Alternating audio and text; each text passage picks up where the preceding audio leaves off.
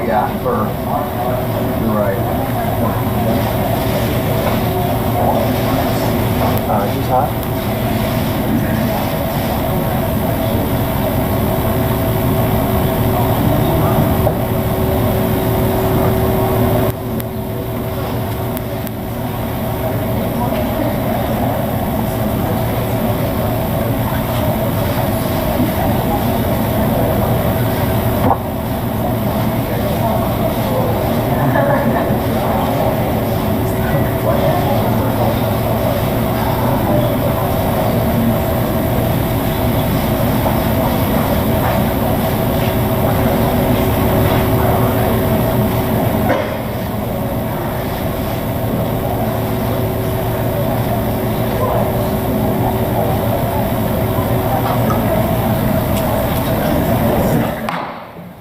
I call this hearing to order. It's on the other side. It's right here.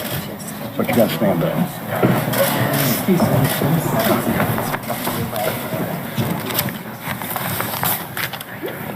I'd like to not only welcome our witnesses, I'd like to apologize to our witnesses for the hour delay. Unfortunately, neither the Vice Chairman or I have any control on the floor schedule for votes, and we had a couple snuck in on us, and it may not be the last time today, but I'll do everything I can to navigate us through this open session and then the closed session as quickly as we possibly can.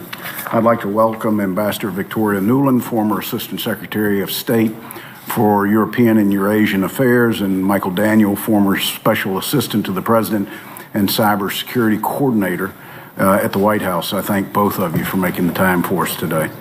Today's hearing is the next step in our efforts to fully investigate and explain how Russia interfered in the 2016 U.S. elections, how we reacted, and more importantly, what we learned. Earlier this year, the committee moved quickly to discuss with the American people the threat to the voting system, and we welcomed legislation that sent urgent assistance to the states.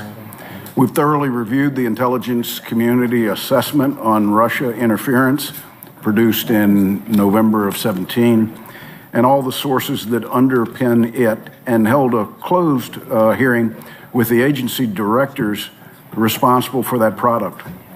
The committee's ready to finalize our assessment of the Obama administration's response to the Russian interference, and today's hearing will be the first of a series of several capstone events.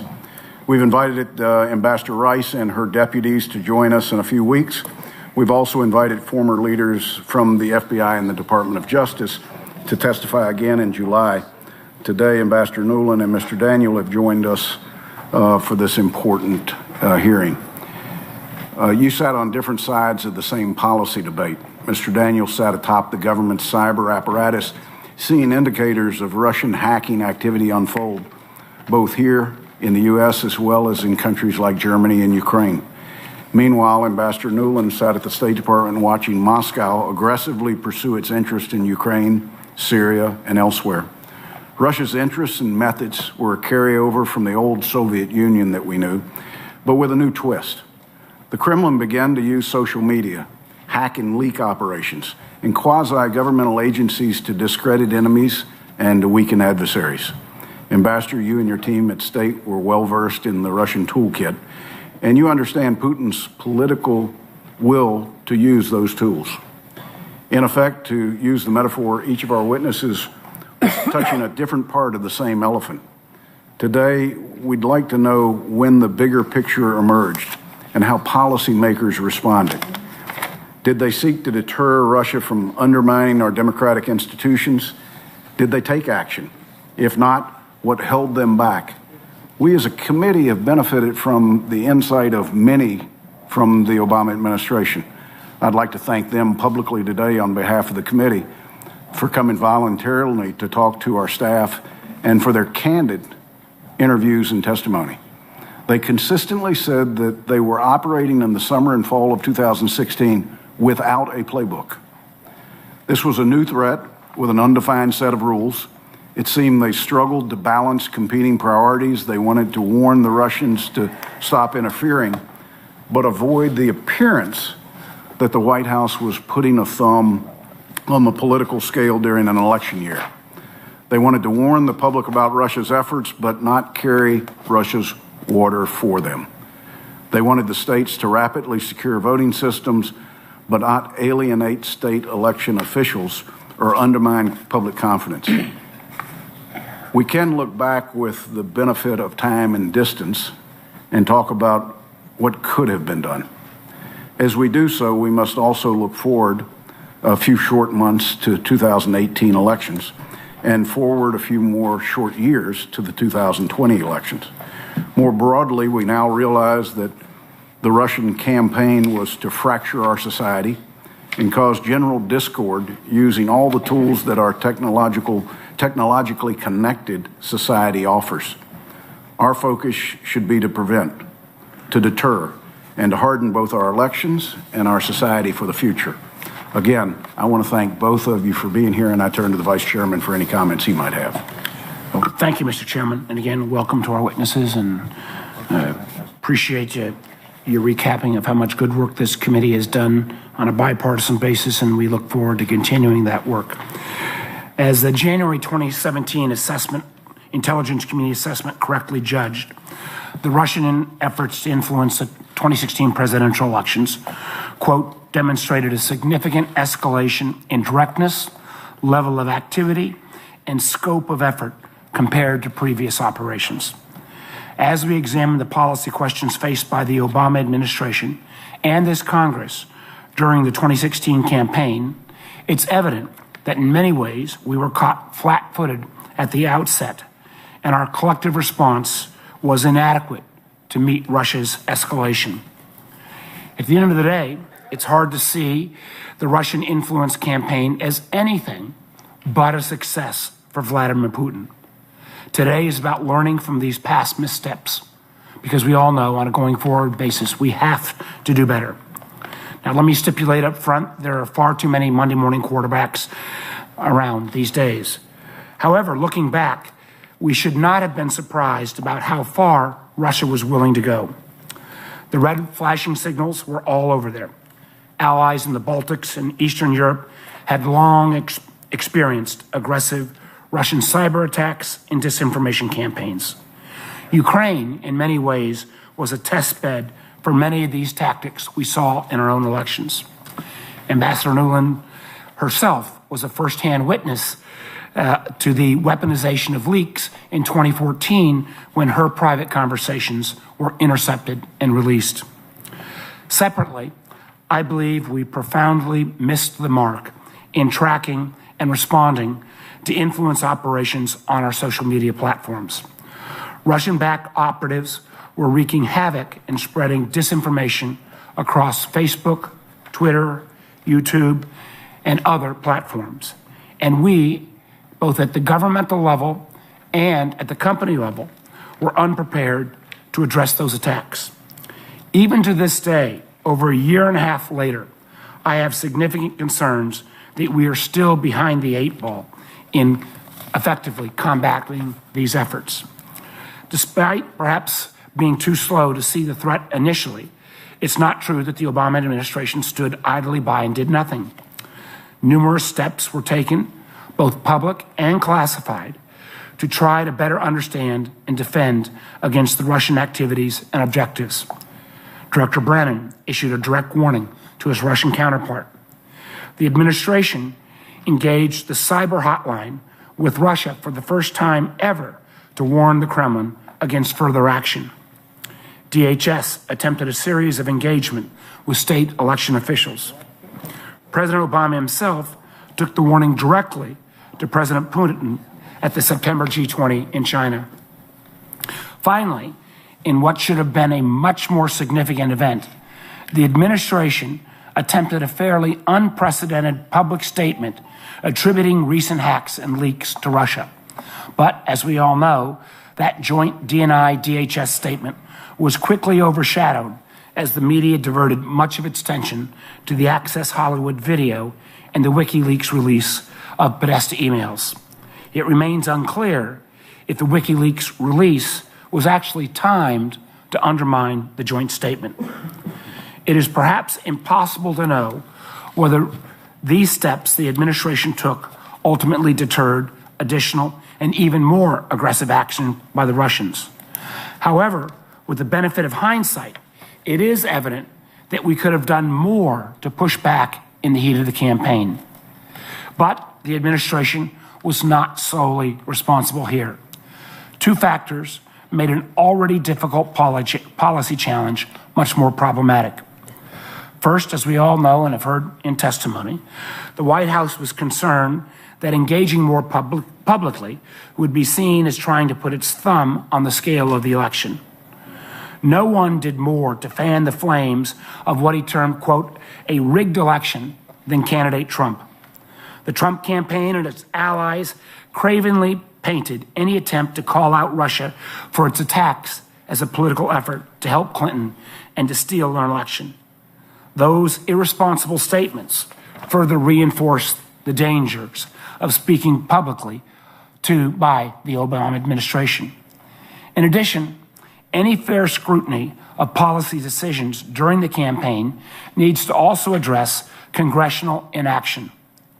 Congress, all of us, need to look ourselves in the mirror and see whether we could have done better. In particular, the lack of a bipartisan congressional warning to Russia and the weeks of delay it took to even get a letter out to state election officials now looks like a failure to put our democracy ahead of politics. Again, I appreciate the witnesses' willingness to come forward and relieve 2016. But as the chairman mentioned, 2018 is already upon us, and this time there's no excuses for missing the threat. We've heard unanimously from the intelligence community that Russia continues to try and undermine our democracy. They are attacking us and our allies on a regular basis, even today. If we allow this to happen again, if we don't do all we can in a united front to protect our democracy, then shame on all of us. I hope to hear from our witnesses today some thoughts on where we go from here. The threat, as we all know, is real. The time to act is urgent. And again, thank you, Mr. Chairman, and welcome to hear from our witnesses. I thank the Vice Chairman. Before I turn to him, the Ambassador for opening remarks from both her and Mr. Daniel. Let me say that we don't have a full complement today, not because they're not interested. We're in competition with a Rules Committee hearing on elections, the first one, a meeting at the White House, and numerous other things. So I apologize to you. I also say this to members. If, in fact, our delayed start causes a conflict in your schedules, if anybody would just let me know, I'll try to expedite recognition of you if that helps alleviate anybody's problems with schedules. With that, Ambassador Nuland, the floor is yours.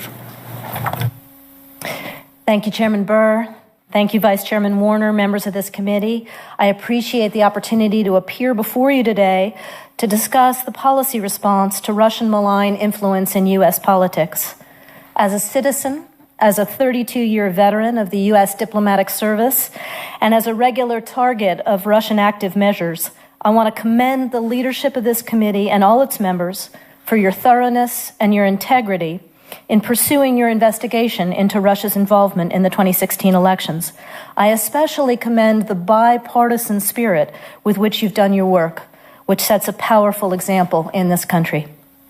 When I testified before you in classified session last summer, I put forward a number of recommendations regarding how the U.S. government could organize itself and work with the private sector to expose, deter, and defeat this threat to our national security and our democracy. Rather than going backwards into history, I'm going to focus my remarks on what we can do. Since then, many of the ideas that I put forward a year ago have been advocated publicly by others, including the Atlantic Council, the Alliance for Securing Democracy at the German Marshall Fund, the Belfer Center at Harvard, and in the Minority Report of the Senate Foreign Relations Committee. Russia, meanwhile, has not stopped its efforts to divide our society and use our open system against us to spread false narratives. There's every reason to believe the Kremlin will again target our elections this fall and in 2020. Our major technology companies, whose platforms they exploit, have all taken some countermeasures, but not enough. Other countries and malign actors are now adopting and improving on Russia's methodology. China, for example, now runs disinformation campaigns and influence operations in Taiwan, Australia, and other neighboring countries, and is working to acquire information technology assets and data sets across Asia, Europe, and the United States. While the Trump administration has taken some important sanction steps to punish Russia for past actions, strengthened cyber command, and hardened our electoral infrastructure, it has not launched the kind of presidentially led, whole-of-government effort that's needed to protect our democracy and security from malign state actors who are intent on weaponizing information and the internet. We must urgently put the policies, the funding, and the systems in place to speed our ability to identify malicious activity, call it out, and take countermeasures, to sharpen our deterrence toolbox so our adversaries know that they will face crippling consequences, to improve regulatory and legal standards to close the space that bad actors exploit, and to lead a global campaign with allies and partners to expose and defeat this threat together. Today, I put forward 5 steps to protect our democracy, improve deterrence, and blunt this new weapon in the hands of any of our adversaries. First, on the President's direction and with congressional support, the Trump administration could immediately establish a multi-agency fusion center modeled on the National Counterterrorism Center, but smaller in size, to pull together all of the information and resources of our government, classified and open source, to identify, expose, and respond to state-sponsored efforts to undermine American democracy through different disinformation, cyber attack, and abuse of the internet. All the relevant intelligence and national security agencies should be represented, as should the Treasury Department, the Justice Department, and other agencies who have knowledge about how dirty money and criminality often fuel these activities, and with the tools to help with deterrence. As this committee knows, much of our problem in responding strongly and quickly enough in 2016 stemmed from insufficient integration of information and policy options among government agencies, which led to delays in attribution, slow response times, and debates about the right overt and covert tools to apply.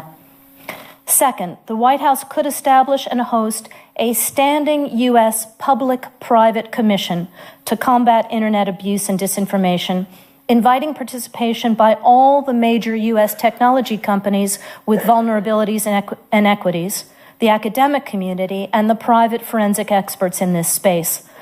The Commission would be charged with developing technical, regulatory, and legal recommendations to protect the integrity of the internet user experience and blunt the ability of malign state actors to suborn democracy through the internet. Done right, this commission could provide a protected space for private sector stakeholders to share information and experience with each other and with the government, and to collaborate on responses and build campaigns of common action.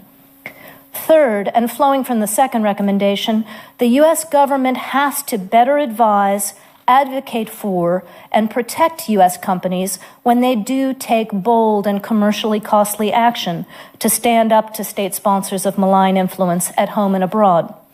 In weighing when and how to act, our companies often face the threat of retaliation against their staffs and their platforms, stiff fines, or even the closure of their operations in countries that practice the dark arts of cyber and internet abuse.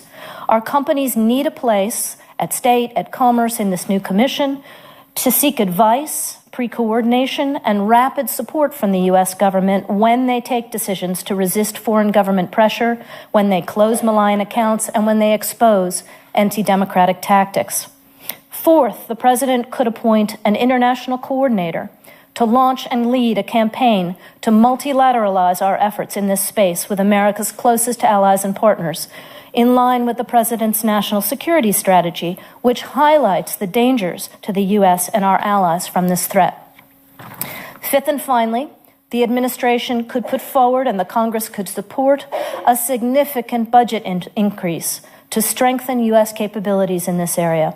The funding should be targeted to appropriate U.S. agencies to strengthen their forensic capability, shorten attribution timelines, improve the government's ability to expose and debunk truly fake news in real time, broaden public outreach to and education of the American people about these threats, and strengthen our stable of national experts in the field.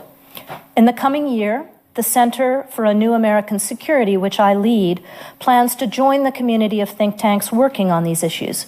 We will put special emphasis on pulling together the best minds in industry, academia, and government to craft full-spectrum deterrence strategies against malign state actors in the cyber realm.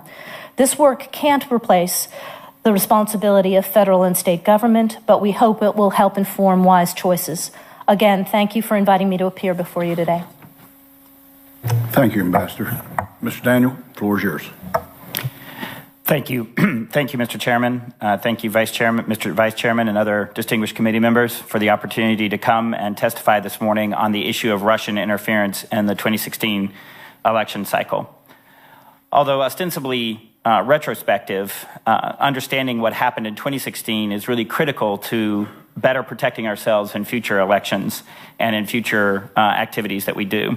And given that this committee has extensively reported on this topic and those findings I very strongly support, I'm going to keep my opening remarks at a very high level this morning. I think going into the late spring of 2016, we fully expected Russian cyber-based espionage activities against our major political campaigns. It had happened in previous election cycles, and we assumed that it would happen again in 2016. But by late June, early July, as stolen information began to show up in public, and as states began reporting suspicious activity against some of their electoral infrastructure, we began to realize that the Russians were doing something more than just collecting intelligence. They were carrying out operations aimed at the very least at influencing our election and potentially even disrupting it. But the true scope, scale, and breadth of this activity remained unclear and actually developed over time. And in fact, this committee has contributed a lot to our understanding of what was actually going on. But within the U.S. government, we really developed two lines of effort in order to respond to this activity. One was very public and outward-facing, and it was designed to improve the security of our electoral infrastructure across the board. The second was more behind the scenes, and it was designed to respond to the actions that the Russians were carrying out to impose costs on them and to deter future escalation or future actions. So the first line of effort, better protecting our electoral infrastructure, was really focused on the state and local electoral systems. But the first step was actually deciding what it was that we were trying to protect. And given that most of us at the federal level didn't have a lot of experience with how elections actually worked as a mechanical thing at the state and local level, we all got a crash course in how elections actually operate down at the state and local level. And we very quickly realized as part of that process that the voting machines, while vulnerable, were not the most likely vector for any Russian activity, nor was changing the outcome of the election the most likely goal. Achieving that goal was simply not feasible, as you've actually noted in some of your reports. Instead, undermining confidence in the electoral process and disrupting it were the more likely goals. So we then began to look for the points where the Russians could most easily accomplish that goal. And that turned out to be the points at which the electoral infrastructure touched the public internet: voter registration databases, voter tabulation reporting, and media reporting on election night. And since state and local governments run the election process in the U.S., by necessity, our efforts then became focused on providing assistance to the states. The Department of Homeland Security spearheaded those efforts for the administration, backed up by the Department of Justice and the FBI. Over time, we also then began to shift our focus to preparing for Election Day and being able to respond quickly to any disruption that might have occurred. Fortunately, by the time we got around to Election Day, none of what we feared actually materialized. So from that perspective, that turned out to be a good thing. On the second line of activity, pushing back on the Russians and imposing costs, this line of effort was focused on developing options for the decision makers. The goal was to respond to ongoing activity and to defer further escalation or future activity. We used the normal NSC-led interagency process to develop a suite of options to respond to this activity. One of the key bodies that worked on that was the cyber response group that I chaired within the White House, which had representatives from all the relevant agencies that could have a role in developing and implementing response options. The specific actions and options we developed were, and to my knowledge, remain classified other than those that became public by necessity once they were implemented. However, I can say that the options that we developed spanned the full gamut of U.S. power, including diplomatic, intelligence, law enforcement, economic, and cyber activities. Within these broad categories, we created a range of potential actions from low risk, low impact to high risk, higher impact options, as we would for any national security issue. My responsibility in that process was ensuring that the NSC principals, up to and including the president, had a full range of options to consider, along with the pros and cons of each of those. Now, due to the significant concerns around escalation, the overall geopolitical situation that we are in, the tensions within the U.S. election, the presidential race that was happening, as both of you have noted, the desire not to do the Russians' work for them by undermining confidence in the electoral process, senior decision makers proceeded carefully and judiciously. And eventually they settled on a set of options and actions that have been widely reported in the press. Now, not all of the options that we laid out were taken, but that's not a surprise to anyone who's worked in the policy process. That's how it works. Decision makers never take all of the possible actions that you develop. In looking forward to the future, which is, I think, the key aspect of what this committee is working on, now that the Russians have proven that it can be done, we should expect not only the Russians, but others to follow their lead. We should expect other nation states and, frankly, other non-nation state actors to also attempt to do similar activities. And so in response, I think that we need to do several actions. One is that we need to continue to invest in improving the cybersecurity of our electoral infrastructure in its entirety across the board. We need to figure out how to enable the federal government to better support state and local governments, because I think maintaining that state and local control of elections is incredibly important. It's very central to our system of federalism and democracy, and we need to sustain that. But it's also not realistic to expect state and local governments on their own to go up against nation-state actors. So we need to figure out how to enable the federal government to assist those entities to better protect themselves while enabling them to still maintain control of the electoral process. We should also, as Ambassador Nuland highlighted, invest in our resilience to information operations, which is related to but separate from these cybersecurity issues. Internationally, we should continue to promote the idea that it is not acceptable to surreptitiously interfere in another nation's electoral process. The U.S. should continue to work with other allied governments to identify, expose, and respond to Russian activity in this area and embed it with our actions to deal with other Russian activity. And we also need to maintain a whole-of-government campaign to counter Russian cyber activity across the board. So those are my thoughts on where we need to head in the future in order to continue dealing with this issue that I think will be with us for all of our future election cycles, and it's something that we're going to need to learn how to deal with and be able to counter as a nation going forward. Thank you very much. Michael, thank you very much for that testimony, and to you, Ambassador. The chair would like to announce for members, I understand that we're going to have 2 votes are scheduled for about 12:30. So it's my intentions to finish this open session no later than 1:45, and we will immediately then, after completing the second vote, come back for a closed session, and that'll give our witnesses time to do a choking run on some lunch. I'll recognize members by seniority for up to 5 minutes, and the chair would recognize himself. And Michael, let me just say, looking back, what seemed like the right thing at the time, which was for the Secretary of the Department of Homeland Security to declare that the election system was critical infrastructure, in hindsight was the worst thing we could have said to state officials, because they took it as the federal government taking over the election process. So we've tried to point some of these things out and need to be sensitive in the future. Ambassador, we've been told that all potential responses to Russia's acts were on the table, most of them debated.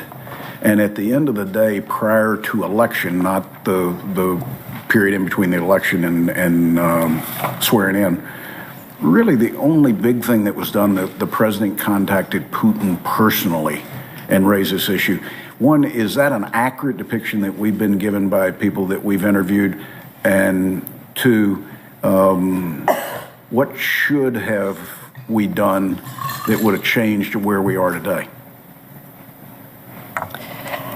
Thanks, Chairman. In this open session, let me say, I assume you're talking about what was done with regard to the adversary, with regard to Russia, rather than the things that Mr. Daniels has talked about. Yes, with states, et cetera. It's accurate to say that in September, the president made a stern and personal warning to President Putin that there were follow-up conversations in other government channels with appropriate counterparts, including use of some pre-existing channels that we had with the Russians. But we did not take deterrent measures in this electoral period.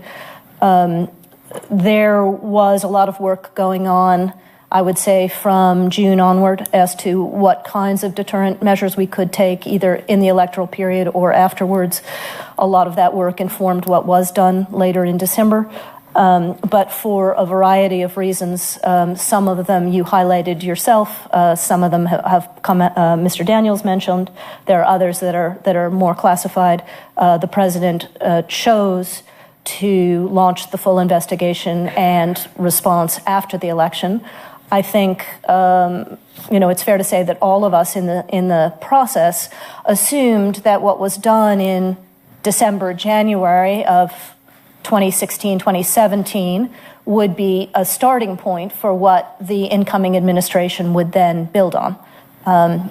So I think there's still plenty of work to be done. We would agree with you. Why do you think it is Russia thought they could get away with treating the United States just like the other countries that they meddled in, that they really considered to be part of the Soviet Union? I think they saw and increasingly understood the vulnerabilities in our democratic system, that these same technologies and ways of communicating that are so powerful in terms of the way we connect with each other also offered opportunities to turbocharge techniques that they'd been applying even since the Soviet period to try to cause dissent in U.S. politics, to try to pit us against each other, and they got better and better at it. I think, as a general matter, this Kremlin is highly opportunistic. It will do so whether it's in their own country, whether it's in Ukraine, whether it's in Europe, whether it's on other continents, whether it's in the United States. They'll throw out lots of chaff, lots of opportunities to probe, and when they feel a weak spot, they'll push further and probe a little bit further. There's a great quote attributed to Lenin, thrust in the bayonet. When you hit bone, stop. If you hit mush, push. And I think they hit a lot of mush. Michael, how exposed do you think that the social media platforms make us in the future? And do you have any confidence in the belief that they can self-police bad actors? So I think that, as with all of that kind of technology, it's a double-edged sword, right? It provides a lot of opportunity to get messages out very rapidly that are clear and accurate, but it also provides a great opportunity for misinformation and disinformation. I think that on their own, without assistance from not just the U.S. government, but other allied governments, it's going to be very hard for the social media platforms to find all of the malicious actors. They're actually quite good at finding a fair amount of it, but I think that it's incumbent upon not just the U.S. government, but all Western governments, democratic governments, to figure out how to work with the social media platforms to better identify that kind of misinformation and malign information that's on those platforms. We actually believe that there needs to be a new type of collaboration between us and those companies, and we're working on that. Ambassador, I'm going to come back to you with a couple of quick things, and I'll get into specifics on it when we get to closed session. At what point did you become aware of Mr. Steele's efforts? Mr. Steele's efforts with regard to the dossier. To the dossier. Yes, ma'am. I was first shown excerpts from the dossier, I believe, in mid-July of 2016. It wasn't the complete thing, which I didn't see until it was published in the U.S. press. Sure. I know you've talked extensively with our staff relative to Mr. Steele. Based upon our review of the visitor logs at the State Department, Mr. Steele visited the State Department briefing officials on the dossier in October of 2016. Did you have any role in that briefing? I did not. I actively chose not to be part of that briefing. But you were aware of the briefing? I was not aware of it until afterwards. Okay. Vice Chairman. Thank you, Mr. Chairman. I'm going to start a similar question to the chairman, but with a slightly different approach. I don't think enough was done, but there were a series of actions taken. We had the president talking directly to Putin. We had Mr. Brennan talking to his counterpart. There was the first use of the cyber hotline. There was the October 7th ODNI, DHS warning. Do you think any of those actions resulted, in this question to both of you, resulted in a diminution of the Russian activities? Did they slow down anything, or do you think it was still full steam ahead, or do you think if we had not done those that the Russians might have even been more nefarious?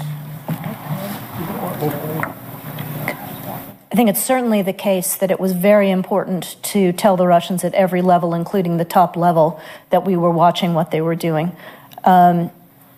Whether they slowed the Russians' roll, whether they did less, particularly after the president spoke directly to Putin in early September, I don't know. If you look at the record of their activity, they were generally a little bit less active in September than they later were in October, and then they particularly were at the end of October, where they were quite active when they thought that the election might turn out differently than they previously thought. Mr. Daniel? And I would generally agree with Ambassador Nuland's remarks on that. I would say that I would draw a distinction between we saw a diminution of their cyber activity aimed at the electoral infrastructure, and now looking back, we see very much an increase in what they were doing on social media and the influence operations. So I think my conclusion would be that they shifted their focus away from pure cyber operations and more into the information operations area as a result of what we were communicating. But clearly, even the president's warning, Brennan's warning, cyber hotline, DHS, ODNI, public warning, really didn't seem to have that much effect in terms of diminution of their even more nefarious activities, I would argue, both with social media and selective leaking of information that took place in October. In my experience, the Russians, and particularly this Kremlin, watch what we do more than what we say. So active deterrence measures perhaps would have been more effective. It appears to me, and again for both of you, that we were caught relatively flat-footed in terms of how the Russians use social media. I would argue the companies were caught flat-footed as well, and part of this is due to the fact that I think they exploited a seam between where foreign agents impersonating Americans, but generating content in Russia, delivering the content in America that fell between the cracks. In light of the fact, though, that we'd seen activities in Eastern Europe, we've seen activities, again, Russians using social media. Do you have an explanation? Do you have any, this is the exact Monday morning quarterback that sometimes we don't do, of why we were caught so flat-footed vis-a-vis social media now? I think there are a number of explanations, some of which we'll talk about in the follow-on session, but the Russians were, over time, perfecting their ability to target social media to specific political objectives in their own country, in Ukraine and then across Europe well before 2016. I think that some companies were aware of some abuse of their platforms in other countries, but because they weren't talking to each other, they weren't integrating what the various companies were seeing and developing a pattern, as the chairman said, and as I said to you last year, the private companies were each touching a piece of the elephant and not seeing the whole. I also think that there was a tendency in the U.S. intelligence community to look only at classified information, and the necessary integration of open source and classified information was not happening the way it needed to. So we were, as a government, not as aware of what was happening in the private sector. Mr. Daniel. And I would just also, building on top of that, my position was cybersecurity coordinator, focused on the protection of information systems. We weren't set up then, and we aren't really set up now to have a focused effort within the U.S. government to counter information operations, many of which were not carried out through, using malware or stealing credentials. In many cases, for example, the Russian agents that you talked about just signed up for Facebook accounts. That's not a cybersecurity problem. That's an information operations problem. And while those two things can often be blended, and the Russians are very good at combining their cyber capabilities with their information operations capabilities, those are actually separate things, and in many ways require separate disciplines in order to counter. I know my time's about up, but just, you said certain companies were aware that Russians were interfering prior to the election. What I think is remarkable is that none of those companies acknowledged that ahead of time. And matter of fact, in our immediate aftermath of the election, when public officials raised the concern that Facebook and others could have been misused by the Russians, actually the leadership of many of those companies dismissed that notion wholeheartedly, and it literally was months and months and months before these social media companies acknowledged they've been misused. Thank you, Mr. Chairman. Senator Risch. Thank you. First of all, Ambassador Nuland, thank you for your well thought out recommendations. I think those are serious and deserve a serious consideration. I want to summarize here a little bit.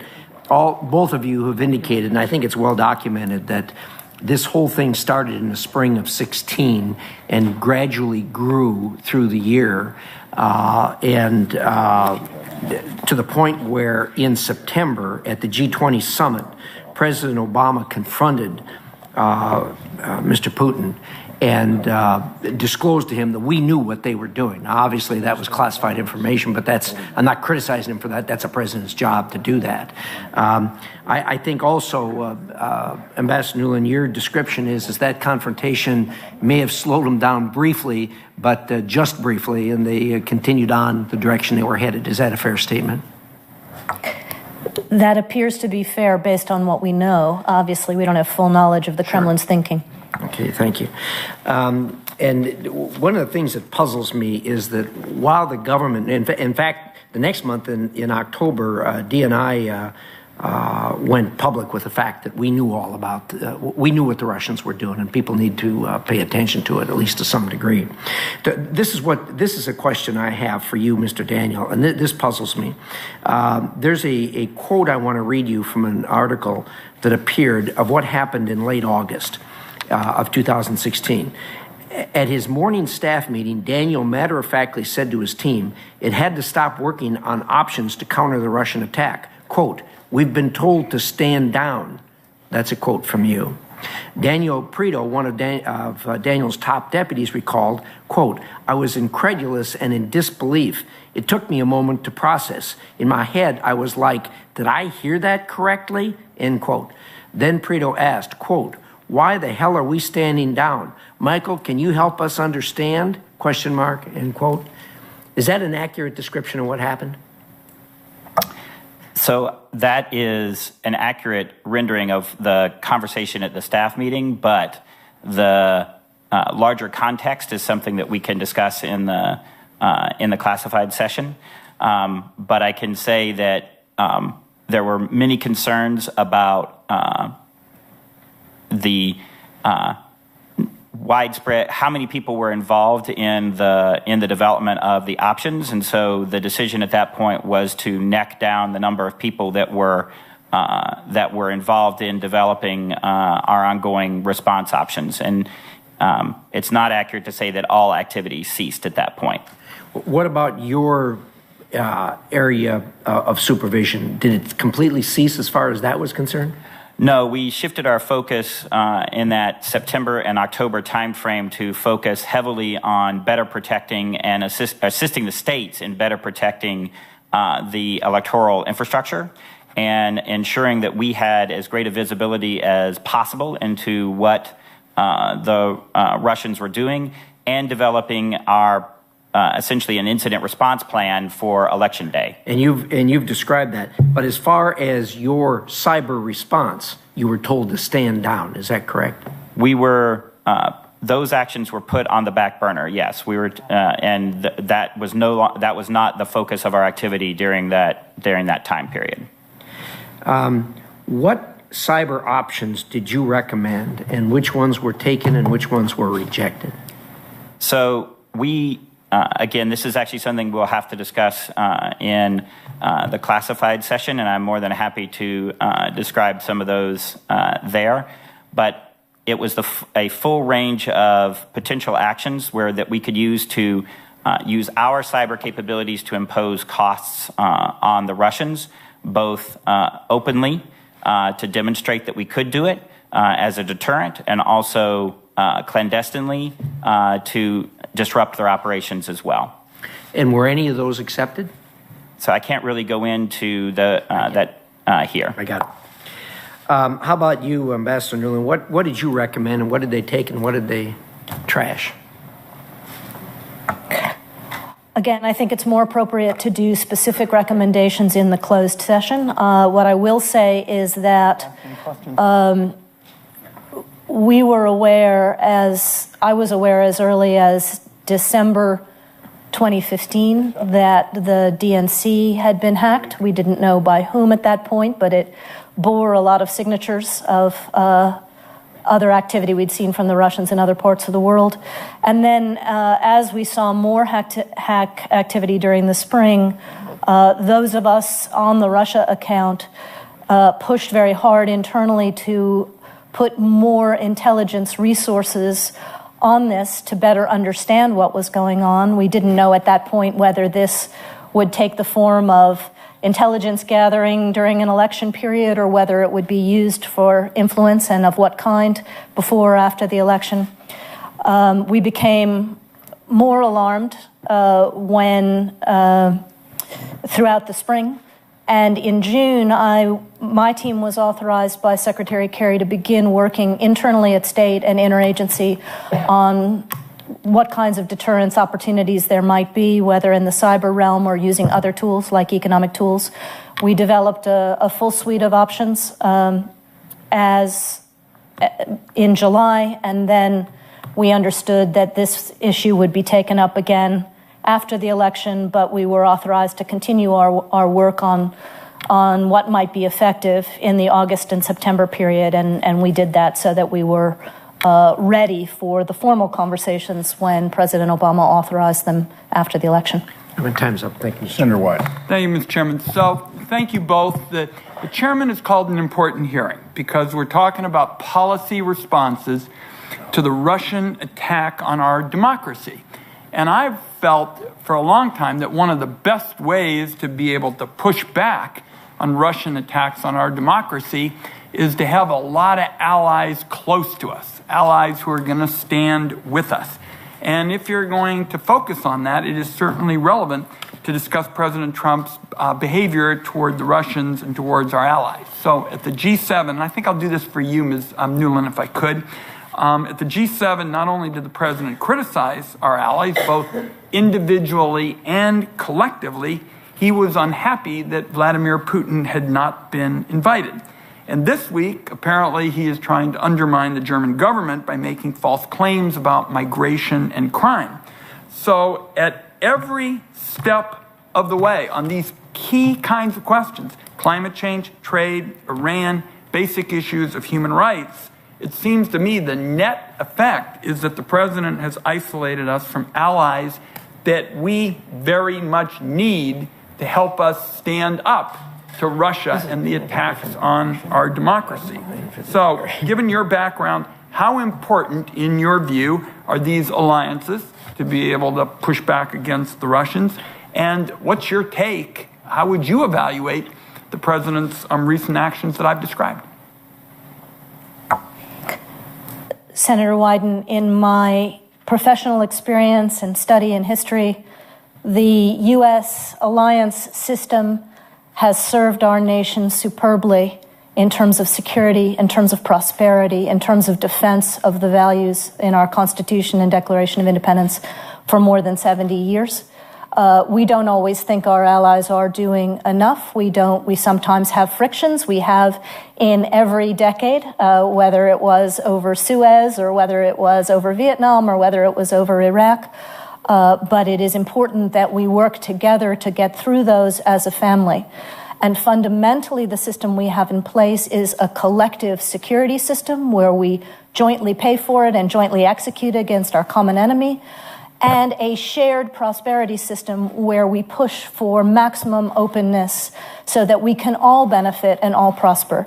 Obviously, adjustments are always needed. We adjusted NATO after September 11th to go to Afghanistan, and I would remind that allies bore more than half of the combat burden for most of the Afghanistan mission throughout the period.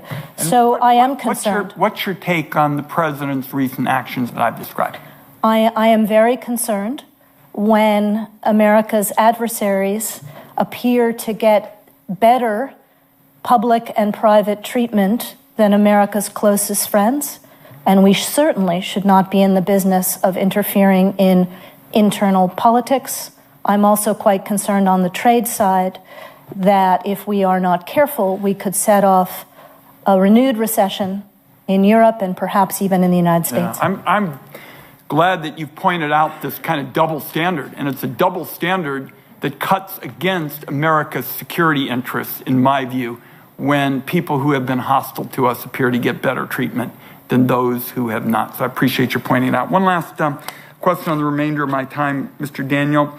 So your position was eliminated, as you know, recently, the cybersecurity coordinator, at a time when it seems to me you have more and more cyber threats of a wide variety. I mean, we saw press reports with respect to hacks from North Korea during the middle of these discussions. These were in our publications. So tell me, in your view, what capabilities do you think are lost with respect to the elimination of your position? In other words, I was going to ask you for your assessment of threats today, but I said, well, Mr. Daniel is in a position where he doesn't have that kind of current sort of situational awareness, I guess would be one of the technical terms. But tell me, if you would, what capabilities are lost by the elimination of your position? Thank you, Senator. It's not so much the capabilities, but the ability to integrate those capabilities and employ them.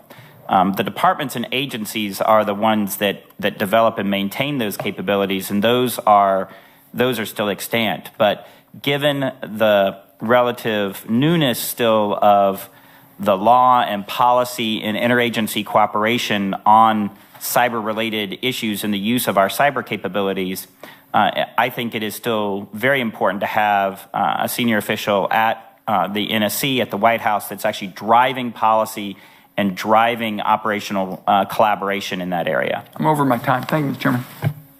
Rubio. Thank you. Thank you both for being here. Mr. Daniel and Ambassador Nuland, throughout the campaign, the administration took a few steps to attempt to warn Russia against additional activities. I think that includes the October 7th statement and direct warnings from the president, from Director Brennan, and over the cyber hotline. Do you believe any of these efforts had any deterrent effect at all? Thanks, Senator Rubio. I think it's pretty well unknowable what the total effect might have been. It appears that there may have been a slowing of Russian activity in September after the president directly warned President Putin, but clearly by the middle of October that activity had resumed in full force. I would agree that it's essentially unknowable. I think that it did, I believe it prompted them to shift some of their focus away from trying to penetrate state-level voter systems and focus more on the influence operations. But again, I think that it's a very difficult question to answer. Well, in that context, you both, I think the date you pointed to was October. When you said you thought it might have restarted up, even if in a different direction, mid-October? I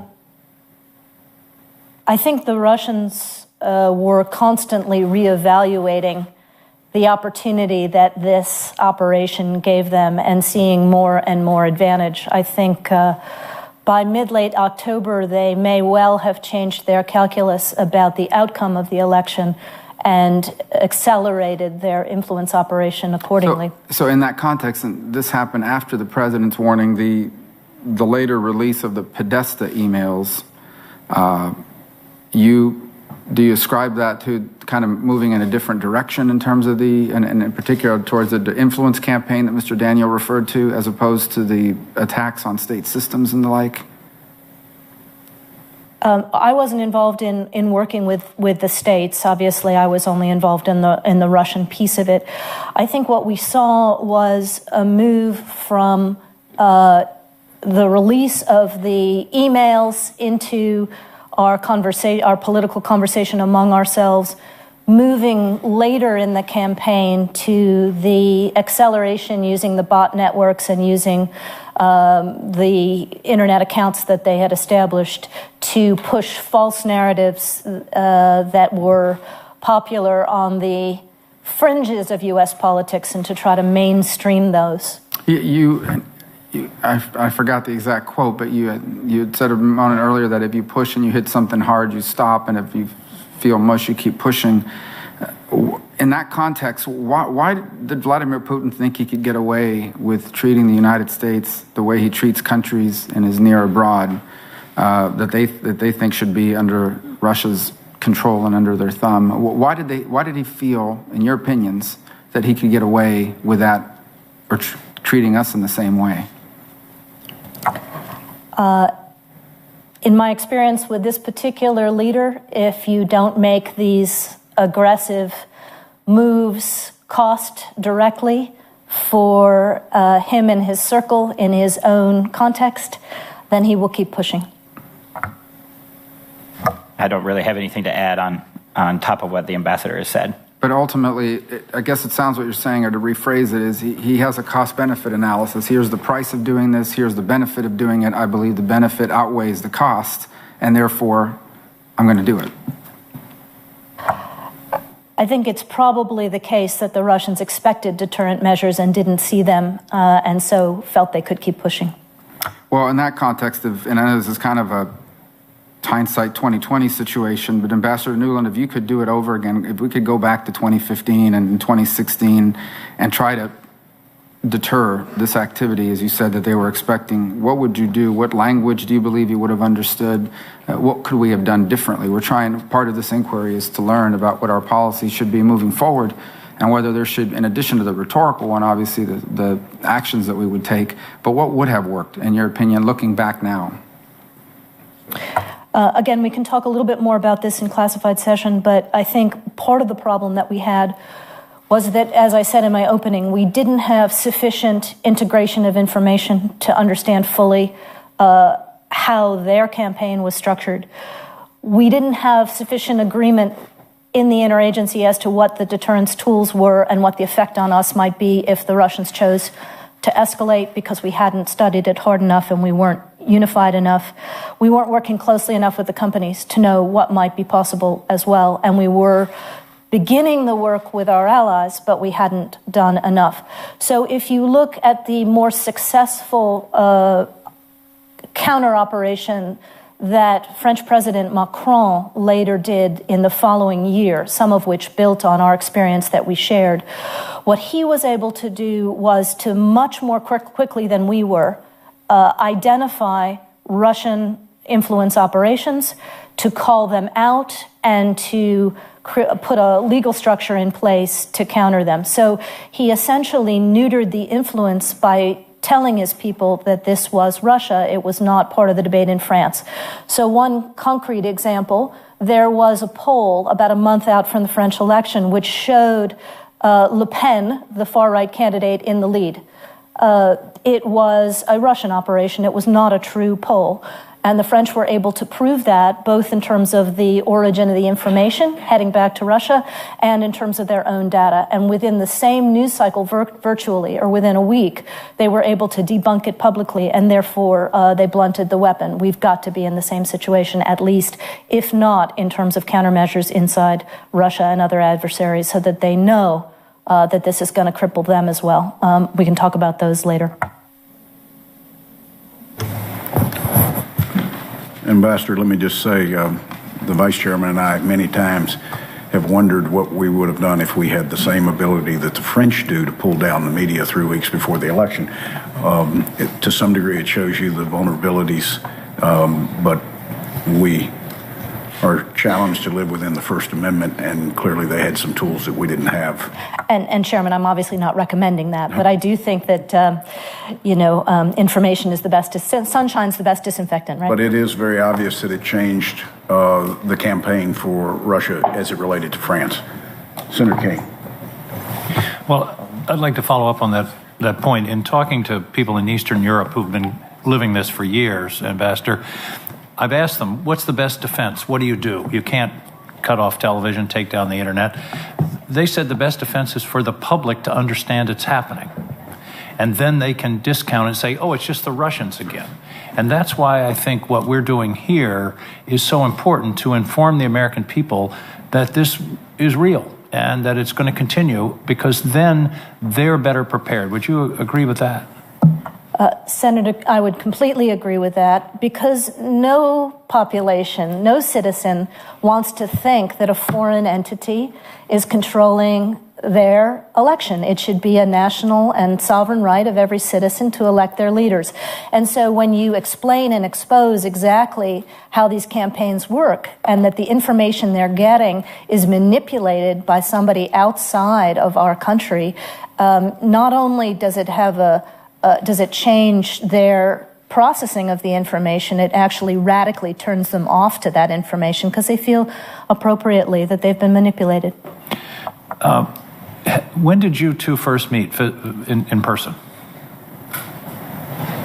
I don't remember. I mean, we certainly were part of meetings in the summer and fall of 2016. Did we meet before that? That was really the point of my question. There were meetings. You were in similar meetings. But I want to go to your first recommendation, which is a fusion center. It seems to me that one of the problems with our response to cyber generally is a lack of a central focus. I believe it should be a person, not just a fusion center, but someone who has overall responsibility. I just listed 9 agencies that have a piece of this, and right now, I'm getting frustrated. I hear the term whole of government, and to me that means none of government, because there's no one in charge. Do you believe that there should be some central authority, somebody in government whose responsibility it is to think about cyber and protecting this country?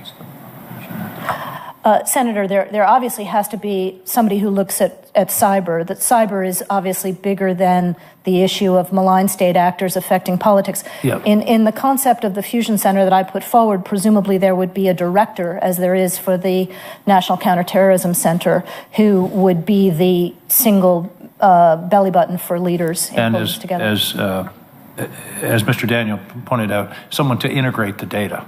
And that was one of the problems early on in our response, was it not? That we had data coming into the FBI and the NSA and various places, and we didn't really have a full picture of the magnitude of this attack until fairly late in the summer or early fall. Is that correct, Mr. Daniel?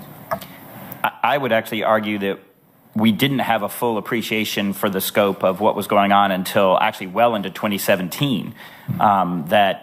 In fact, even in the fall of 2016, the full extent of the Russian information operations, everything that they were doing on social media, and the vast number of trolls and activity that they had going on. I don't think we fully understood that even in the fall of 2016, and it really it's a picture that has continued to evolve over time as committees like this have done their work. And I think that was, as the ambassador pointed out, part of the problem was that we didn't actually have a complete understanding of what was of the campaign that was being carried out against us. Ambassador Newland, a different tack.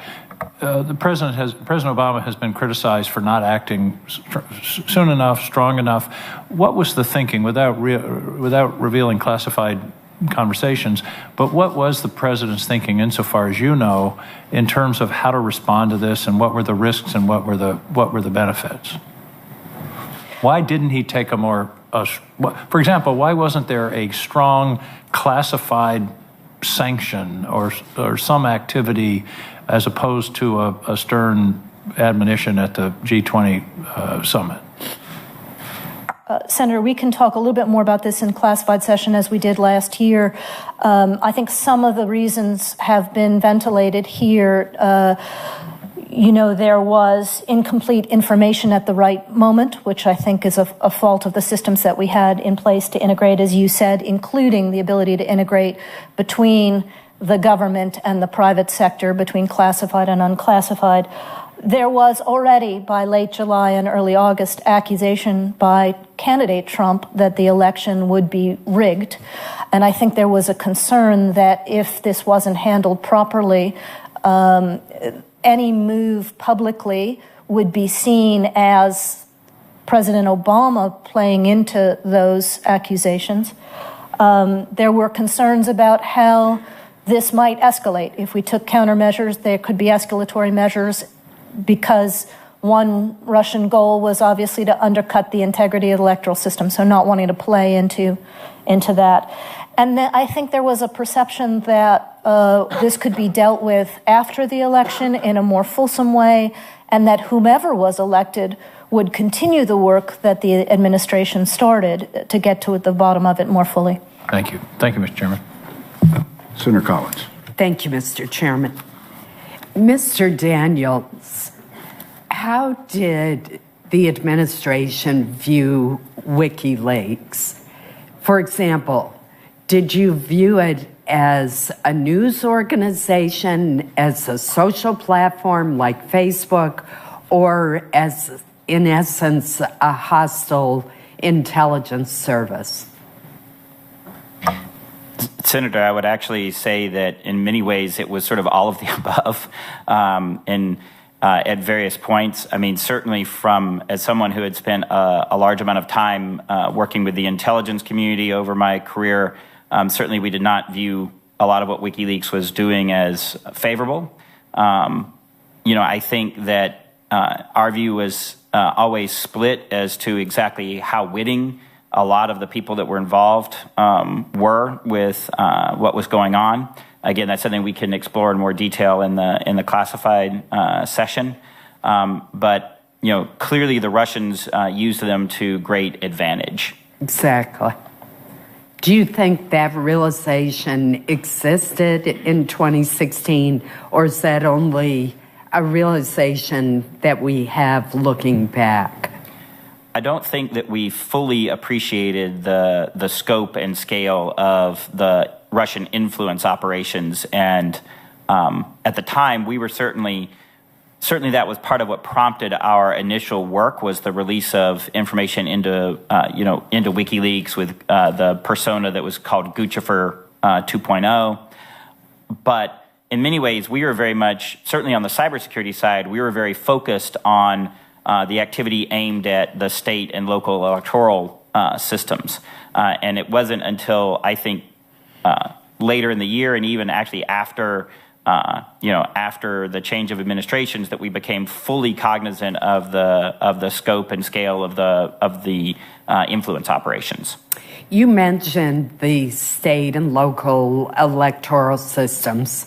We have received from the Department of Homeland Security inconsistent and varying numbers on the number of states whose systems were scanned by the Russians. How likely do you think it is that Russian cyber actors at least scanned all 50 states? I think it is highly likely. It was always my judgment that given the number that we reached where we had pretty good evidence of that, led me to believe that there was no reason why they wouldn't have at least attempted reconnaissance against all 50. And it was more likely that we hadn't detected it than it didn't occur. I really appreciate your being forthright about that, because I believe that if states understood that, they'd be more receptive to the help that I know Secretary Johnson offered and the help that they're being offered now, since certainly that threat continues. Ambassador Nuland, in 2016, the FBI was complaining to this committee that Russian diplomats in the United States were not following the established rules about travel, and they were not notifying the State Department. And it seemed that they were traveling to odd locations on short notice. Were you aware at the State Department of the FBI's concerns? Yes, Senator. As I testified in classified session a year ago, and as I think we should review again in the closed session, we had significant conversations with the FBI about their concerns and took some actions and prepared others as early as July and August of 2016 with regard to their concerns. They also, as they've, I'm sure, told you, had a severe understaffing problem in terms of their ability to do their job in identifying when the Russians didn't obey the rules and make it painful in those encounters. Do you think that that travel was related to the Russian active measures against our electoral system? I do. Thank you. Senator Manchin. Thank you, Mr. Chairman, and thank both of you all for being here. And I don't think there's any question that the Russians were attempting to be involved as they possibly could on a higher level than they've ever done before. So I would ask, do you think that we have the assurances that we know exactly what they did, how they try to do it, and are they still moving in that direction? And I think, yeah, go ahead. Well, Mr. Daniels will speak from his experience. Among the reasons I put forward the 5 recommendations that I did is I do not think that we are yet organized, funded, How much do we know about their internet research area, basically in St. Petersburg? Mr. Dan, is that would be you or Ms.? I would simply say we know quite a bit about that one with the help of the companies. What we don't know is how many more of those there are, whether in Russia or in other parts of the world. Mr. Daniel? And I would just say that I have too much appreciation for the capabilities of the Russians. They are an incredibly sophisticated actor, both on the cyber side and on the information operations side.